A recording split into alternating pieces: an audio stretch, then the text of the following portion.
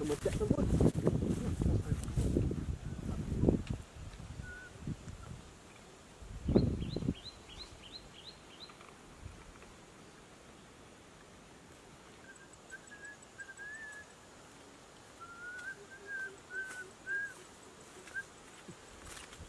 Đó là chạy quá. Rồi ngủ à. Ngọt này. Chọc ruồi.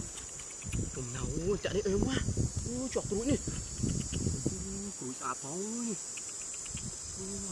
Cầm nhà chạy ruồi bằng cú ra. Chọc phô mua ăn chạy này. Chọc quá. Dừng bèn mua. Anh mê ruồi tụi mua. Trái về quá.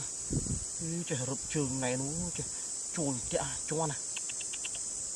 Xin con anh nhìn ấy chứ này. Luôn nè.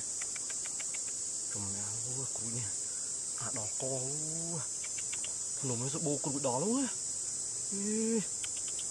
Máu. Ra cúi nè.